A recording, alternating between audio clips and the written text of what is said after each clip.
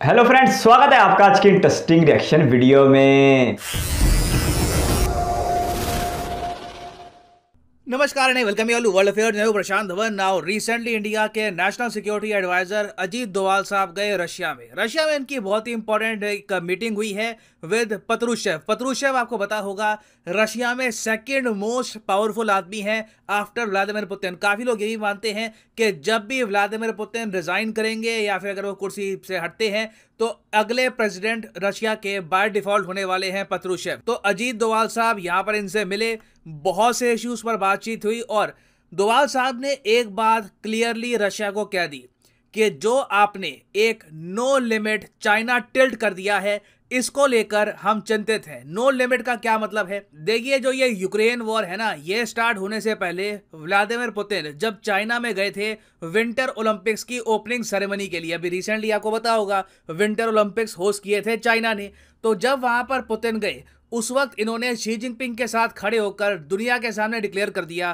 कि रशिया और चाइना की आज के समय है नो लिमिट पार्टनरशिप। कोई एरिया नहीं है, कोई एक दूसरे के लिए फेवर नहीं है जो दोनों कंट्रीज करने को तैयार नहीं है। Both the countries have no limits. अब ऑब्वियसली बात है इंडिया ये देखकर कंसर्न होगा क्योंकि जब से यूक्रेन वॉर स्टार्ट हुई है आपने देखा होगा चाइना ने कुछ हद तक ये नो लिमिट वाली बात निभाई भी है। आज भी आप अगर देखो कई चाइनीज कंपनीज हैं ये अमेरिकन सैंक्शंस को इग्नोर करके लगातार रशियन मिलिट्री की हेल्प कर रही है। ये देखते हुए मेरे हिसाब से कोई बड़ी बात नहीं है, in the future US additional sanctions भी लगा सकता है चाइना पर। मगर उसके बियॉन्ड भी आप अगर देखो, जहां पर एक जगह इंडिया ने काफी बार यूनाइटेड नेशंस में न्यूट्रल स्टांस रखा, चाइना ने बहुत बार अपना वोट यूज किया रशिया को डिफेंड करने के लिए और यूक्रेन वॉर को लेकर रशिया का डिफेंस भी किया यूनाइटेड नेशन सिक्योरिटी काउंसिल में, तो इंडिया ऑब्वियसली यहां पर कंसर्न्ड है कि जब ये लोग नो लिमिट की बात करते हैं और चाइना का एक बॉर्डर डिस्प्यूट है इंडिया के साथ, ये बॉर्डर पे अग्रेशन दिखा रहे हैं, तो क्या ये नो लिमिट वाली जो ये पॉलिसी है रशिया की, ये क्या इंडिया को भी नुकसान पहुंचा सकती है? तो ये बात ओपनली पहली बार डोवाल साहब ने रखी है इन फ्रंट ऑफ रशिया। तो इस वीडियो में हम डिस्कस करेंगे इस टॉपिक को इन डेप्थ। बहुत कुछ यहाँ पे आपको जानने को मिलेगा, मगर आगे बढ़ने से पहले आपसे पूछूंगा एक क्वेश्चन यहाँ पर यह है कि वॉस्टॉक 2022 मिलिट्री एक्सरसाइजेज आजकल काफी न्यूज में हैं। आपको बताना है कि ये एक्सरसाइजेज कहां पर हो रही हैं। ये है यहाँ पे आपकी ऑप्शन, बेलारूस, यूक्रेन, रशिया या फिर चाइना। कमेंट सेक्शन में सब लोग करो आंसर। सही आंसर मैं आपको दूंगा वीडियो के अंत में। नाउ सबसे पहले तो मैं मेंशन कर दूं कि डोवाल साहब ऐसा नहीं है कि बस कंप्लेन करने के लिए गए हैं रशिया में, क्या ये आप चाइना के साथ दोस्ती क्यों कर रहे हो। ऑब्वियसली नहीं, ये बात हमने मेंशन करी है, मगर और बहुत से इश्यूज पर बात हुई है। हमने यहाँ पर स्ट्रेटेजिक रिलेशंस को और कैसे हम इंप्रूव कर सकते हैं, किन और सेक्टर्स में मिलकर काम कर सकते हैं, ये बातचीत करी गई है। स्पेस को लेकर रशिया बहुत उत्सुक है, कोई अभी अनाउंसमेंट्स नहीं हुई है, कोई मीडिया को बताया नहीं गया कि क्या बातचीत चल रही है।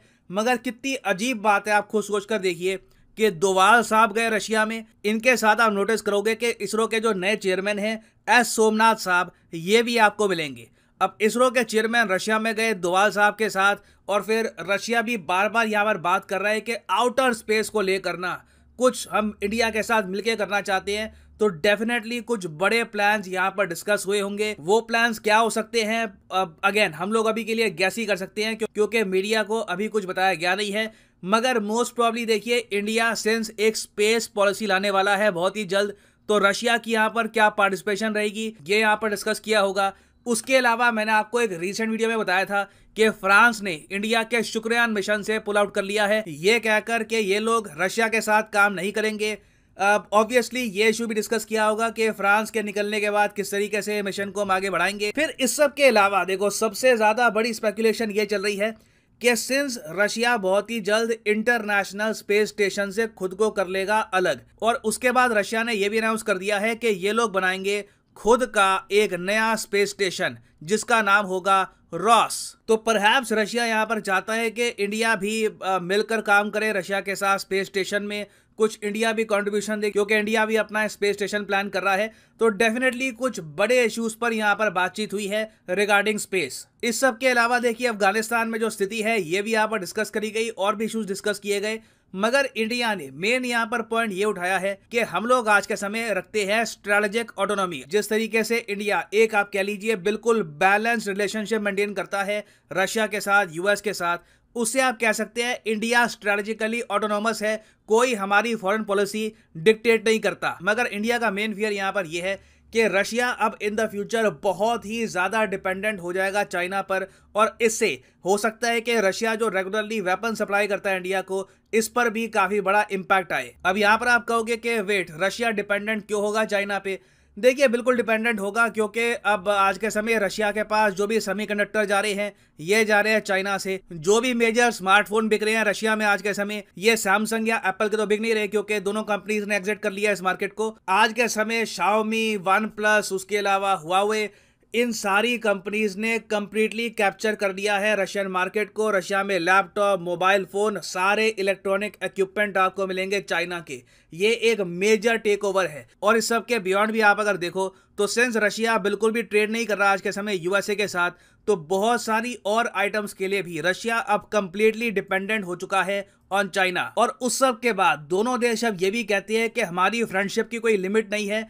तो इंडिया का सवाल उठाना यहाँ पर बनता है कि कल को अगर मान लीजिए चाइना हम पे अटैक करता है, तो क्या तब भी आप चाइना के साथ खड़े रहेंगे? क्योंकि आपने तो बोल रखा है कि हमारी लिमिटलेस पार्टनरशिप है विद चाइना, कोई लिमिट ही नहीं है। तो इंडिया ने क्लियरली यहाँ पे ये इशू रेस किया है कि हम तो स्ट्रेटेजिकली ऑटोनोमस हैं, क्या आप भी in the future strategically autonomous रहने वाले हैं? और अगर आप सोच रहे हैं कि अच्छा ठीक है, अब रशिया यहाँ पर क्या कहेगा, रशिया ऑब्वियसली चाहता है कि चाइना इनकी हेल्प करे, तो इंडिया के यहाँ पे जो क्वेश्चंस हैं इनका आंसर कैसे कर सकता है रशिया? मेरे हिसाब से देखिए, इवेंचुअली रशिया को जो इंडिया चाइना की बॉर्डर है वहां पर पीस ब्रोकर करना होगा कि दोनों साइड से जो मिलिट्रीज है ये पीछे हटे, इंडिया चाइना बॉर्डर पे जो हॉस्टिलिटीज है ये खत्म हो। क्योंकि देखिए, इंडिया ने अभी के लिए रशिया को एक बात क्लियर कर दी है कि अगर आप लोग टिल्ट कर सकते हैं चाइना की तरफ, तो हमारे पास भी बहुत सारी ऑप्शंस हैं जो आपके स्ट्रेटेजिक इंटरेस्ट को बुरी तरीके से हर्ट करेगी। तो ये देखिए, एक फ्रैंक बातचीत करना बहुत ही इंपॉर्टेंट है, ये बात कन्वे करना बहुत ही इंपॉर्टेंट है। और टाइमिंग इस बातचीत की बहुत ही इंटरेस्टिंग है,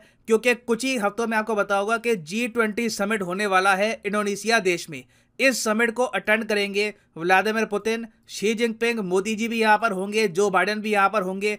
तो ये समिट बहुत ही इंटरेस्टिंग होगा कि यहाँ पर वर्ल्ड लीडर्स क्या जस्चरिंग पोस्चरिंग करते हैं, क्या स्टेटमेंट्स देते हैं रिगार्डिंग अलायंसेस, रिगार्डिंग ब्लॉक्स। तो बहुत ही सही टाइम पर इंडिया ने एक इशू रेस किया है कि नो लिमिट पार्टनरशिप क्या इंडिया को भी इंपैक्ट करेगी इन द नियर फ्यूचर। क्योंकि जैसे डॉक्टर जयशंकर साहब कह चुके हैं, India China relations are in a extremely difficult phase right now. और उस सब के अलावा आप अगर देखो तो रशिया काफी बार इंडिया की जो पार्टिसिपेशन है क्वाड में, उस पर भी काफी प्रश्न चिन्ह उठाता है। तो वहां पर भी रशिया को इंडिया ने जवाब दिया है ये क्वेश्चन पुट अप करके कि अगर क्वाड आप कहते हो कि गलत है, ब्लॉक्स गलत है, तो क्या नो लिमिट पार्टनरशिप अलाउड है? तो अपने आप में बहुत ही इंपॉर्टेंट विजिट थी ये। और मेरे हिसाब से स्पेस से रिलेटेड कुछ अगर डेवलपमेंट आती है तो उस पर मैं बाद में एक अपडेटेड वीडियो ले आऊंगा। बहुत अच्छी बात है जी, अगर इंडिया के नेशनल सिक्योरिटी एडवाइजर जो एक बहुत अहम ओहदा समझा जाता है, वो खुद गए हैं रशिया में और उन्होंने रशिया को इस बात का एहसास दिलाने की कोशिश किया कि अगर आप चाइना के साथ एक हद से ज़्यादा मुलव्वस हुए तो फिर भारत के लिए आपके साथ चल पाना इतना आसान नहीं होगा।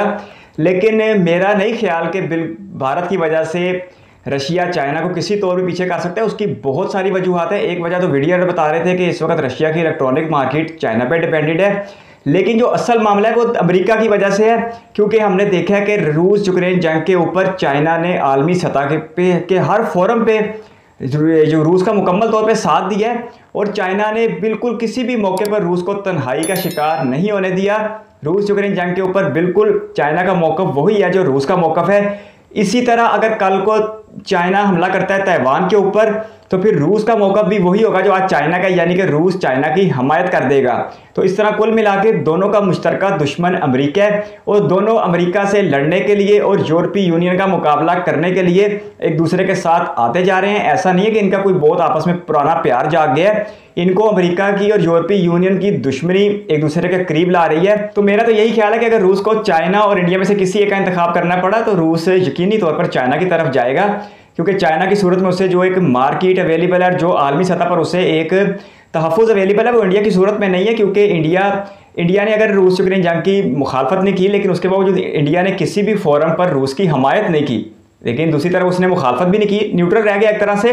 लेकिन चाइना ने तो बिल्कुल डंके की चोट पे रूस की हमायत की है और रूस यूक्रेन जंग के ऊपर रूस के साथ खड़ा हो गया है। लेकिन ये बात बिल्कुल ठीक है कि अगर रूस चाइना की दोस्ती बढ़ती चली गई तो फिर चाइना इंडिया की सरहद के ऊपर मसाइल पैदा करेगा और उसके बावजूद रशिया चुप रहेगा या चाइना के साथ खड़ा रहेगा, तो फिर इस तरह यकीनी तौर पर भारत की सालमियत को और खुसूसन सरहद के ऊपर मामलात को खतरात लाहक हो जाएंगे। तो ये भारत का खदशा बिल्कुल जायज़ है कि अगर आज रूस भारत चाइना के साथ बिल्कुल खड़ा हो गया और अपने तल्लुकात को नो लिमिट तक ले गया, तो फिर अगर कल को चाइना कोई एग्रेसिव कदम उठाता है तो फिर इसका मतलब है कि भारत बिल्कुल तनहा रह जाएगा। आज अमेरिका से भारत वैसे भी पीछे हटता जा रहा है और पाबंदियों के बावजूद रूस के साथ अपनी तिजारत को जारी रखे हुए, तो कल भारत को इस बात का यकीन है कि 1962 की तरह चाइना जंग में मदद के लिए अमेरिका नहीं आएगा। और अगर रूस भी ना आया और फिर चाइना को रूस की सपोर्ट भी मिलती रही, तो फिर भारत के लिए इस सरहद के ऊपर अपना दिफा करना मुश्किल अमल हो जाएगा। लेकिन दूसरी तरफ अगर इस दोस्ती को पॉजिटिव देखा जाए और इस ट्राई एंगल को पॉजिटिव देखा जाए, तो रशिया, भारत और चाइना के दरमियान सरहद के मामलात को लेकर कुछ अच्छा कदम भी उठा सकता है, क्योंकि रशिया के दोनों के साथ ताल्लुकात बहुत ज़्यादा बेहतर हैं। व्लादिमीर पुतिन के ज़ाती ताल्लुकात हैं नरेंद्र मोदी जी के साथ और दूसरी तरफ शी जिनपिंग के साथ, तो इस ताल्लुकात को बेहतरी के लिए भी इस्तेमाल किया जा सकता है। ज़रूरी तो नहीं है कि हर मामले को जंग के लिए इस्तेमाल किया जाए। अगर रूस सच में भारत का हमदर्द बनना चाहता है तो रूस को चाहिए कि वो चाइना और भारत को सरहद के मामलात के ऊपर एक बेस पे बैठाए।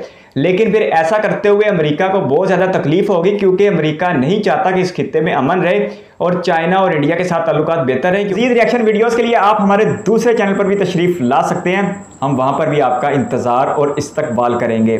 धन्यवाद। क्योंकि ईस्ट के इस खित्ते में अमेरिका भारत को एक बड़े तहादी के तौर पर देखता है चाइना के अगेंस्ट, तो अमेरिका कभी नहीं चाहेगा कि भारत के ताल्लुकात चाइना से दुरुस्त हो जाएं या रशिया के साथ इतने बेहतर हो जाएं कि उसे अमेरिका की ज़रूरत ही खत्म हो जाए। इसलिए इस अमेरिका के इस मामले को भी नज़रअंदाज नहीं किया जा सकता।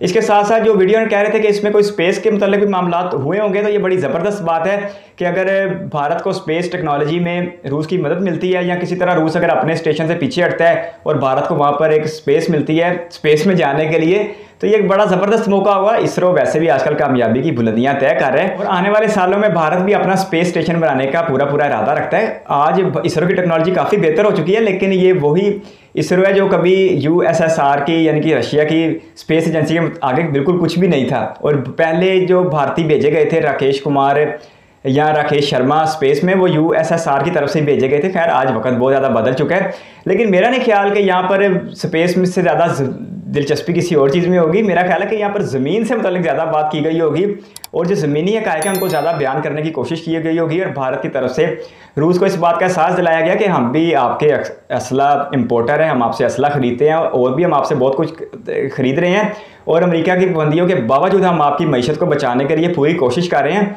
तो आप चाइना के साथ एक हद से ज़्यादा नहीं जा सकते, नहीं तो हमें भी अपना फिर रास्ता बदलना पड़ेगा। तो ये एक दिलचस्प सूरत हाल है, लेकिन एक मुश्किल और कठिन सूरत हाल भी है कि रूस का चाइना के साथ बहुत ज़्यादा करीब हो जाना भारत के लिए यकीनी तौर पर ख़तरे की निशानदेही होगी।